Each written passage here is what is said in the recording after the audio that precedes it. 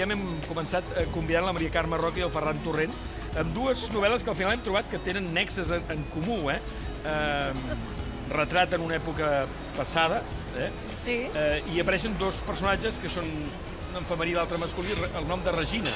Regina en el teu cas, Maria Carme, i Regino, el joc en amor. Quina causalitat, Sí, una causalitat. És un nom que tampoc és dels més corrents, no? No, és que jo buscava un nom que no fos gaire comú i alhora que fos com potent, no? Això de Regina, caram, doncs, a veure... I en el teu cas, Ferran? El meu cas és un homenatge que faig a una persona del meu poble, que no era un falsificador, però justament el fill està reconstruint-me la casa i ell no sabia que jo havia utilitzat ja en dues novel·les el nom de son pare, que no és usual al país. I li ho vas dir i se va emocionar el pobre, i em va fer molta il·lusió que ell s'il·lusionara, no? La Maria Carme Roca situa la seva novel·la molt a prop d'aquí on som ara, a Ciutat Vella, amb uns carrers, Sant Pere més alt, Sant Pere més baix, que és allà on hi ha el passatge de les manufactures, no? Que és una zona que coneixes bé, Maria Carme? Sí, força bé, perquè, a veure, jo, tot i que vaig néixer i viure molts anys al barri Gòtic i després com els pares hi continuaven visquent, doncs clar, està a tocar del barri de Sant Pere, i el barri de Sant Pere per mi era una continuació més, no? El meu pare treballava a la Salle Comtal, amb la mare anàvem al mercat de Santa Caterina, vull dir, i el passatge aquest era molt freqüentat. Hem de dir que, clar, que el premi que va rebre es dona a Santa Eulàlia, novel·les que han d'estar ambientades a Barcelona, si no... A Barcelona, sí. Si no, podies optar al premi. En una ciutat, un barri, ara que també està en transformació. El que va ser obrir la Via Laietana en el seu moment, ara s'estreny una mica. Queda molt acotat, però continua tenint aquella essència, aquell encant, que ara és molt diferent, però encara hi ha establiments, que això és molt difícil, i edificis del segle XIX o del segle XX, de la primera meitat, el mateix Palau de la Música, la Biblioteca Bonmaison, la farmàcia més antiga de Barcelona, la farmàcia Pedrell. Vull dir, uns quants elements i amb poc espai. Vull dir, de seguida tu tens vist. I amb això construeixes. El racionalisme, està molt bé l'arquitectura moderna. A mi justament m'ha passat una cosa, llegint tant el passatge com el llibre del Ferran Torrent, que he tingut la necessitat d'anar al passatge de les manufactures, que no hi havia estat mai, i que m'han enamorat, i jo convido la gent que si són d'aquí prop que vagin a Barcelona, que vagin a visitar el passatge on passa gran part de la trama. M'he quedat amb les ganes d'anar cap a València, a l'edifici de l'Hotel Metropol, però vaja, ja ho faré. Ho pots fer ara mateix. Home, ara no, a veure on vaig.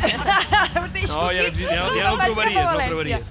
Tant l'un com l'altre feu servir personatges reals i d'altres de ficció. Tu, de fet, Ferran, fas un advertiment. Els personatges i els edificis reals de la novel·la són imaginats. Els imaginats podrien ser reals. És aquest joc... Una conya literària, no...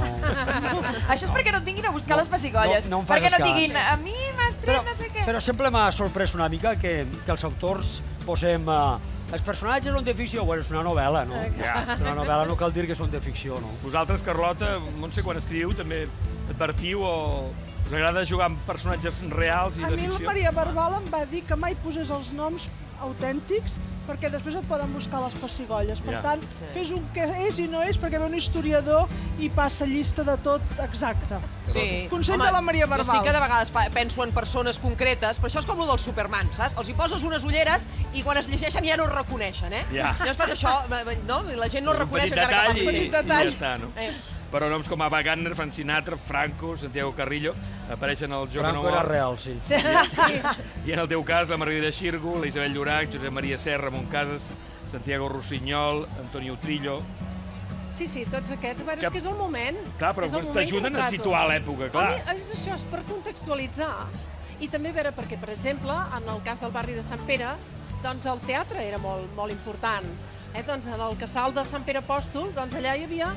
A veure, es feia teatre amateur, molt d'estar per casa, però caram, que va fer que potenciés a molta gent que li agradés. I després aquesta gent que anava al casal de Sant Pere, després anava al Romea, i després a un Goya, i després ja s'hi podia anar al Liceu. Anaven pujant, no? Parles de Josep Maria Sert, del pintor, però les protagonistes del passatge són les dones, no?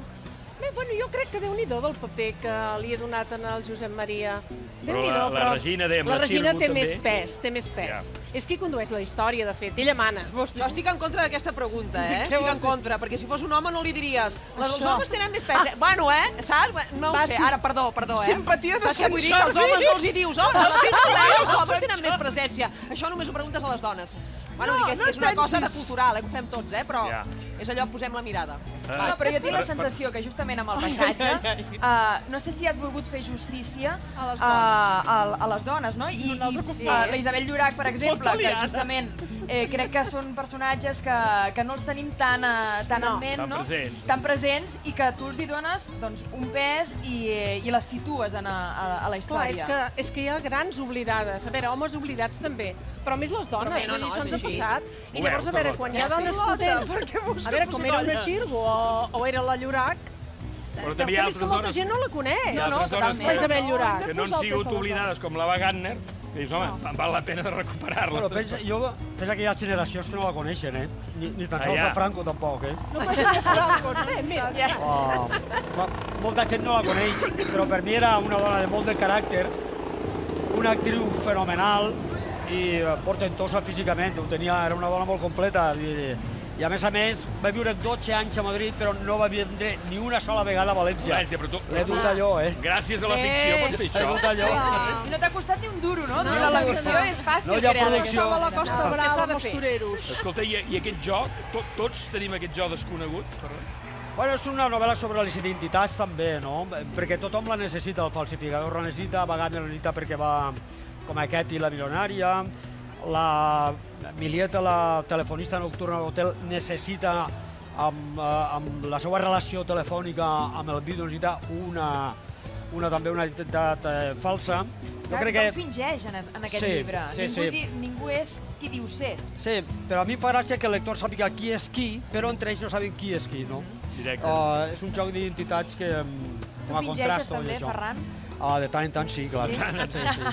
Esteu escrivint ara, vosaltres? Sí, jo acabo d'acabar un llibre, ja l'he lliurat a l'editorial i per tant estic tan alliberada que avui és el primer dia que estic com...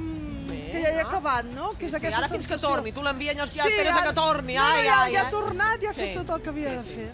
Tu, Maria del Carme? Això encara és calent. Sí, és calent, és calent. Va sortir el mes de febrer per Santa Eulàlia, però bé, jo no... A veure, no puc evitar d'anar, sempre escric, ara no tant, ara mateix estic aquí, seria massa surrealista, però bé, sí que prenc notes i anotacions. Xavier, perdona una pregunta, tu vas fer la pausa dels dies, quan el proper? Però deixa't estar, No, estàs escrivint o no? Sempre s'està escrivint, clar. Sempre. Abans de dir-li adéu al Ferran i a Maria del Carme, la Dana, encara la Dana surant aquí en aquest ambient. Encara em queden posar portes interiors, però com vi sol li he dit que no tinga pressa, vull dir, no passa res. No tinc que guardar cap intimitat ni res. I sobretot, saps el que més molesta? Els detalls xicotets. Aquells que, escolta, em posa la tovallola, ja te la porta, però hi ha tanta demanda també que hauré d'esperar. Hi ha tanta feina. En tot cas, ara, si volen, poden veure el Ferran Torrent signant a la llibreria Ona de 5 a 7, i la Maria Carme Roca, la Laia primer i la Bacus després. Que vagi molt bé el procés de signatures.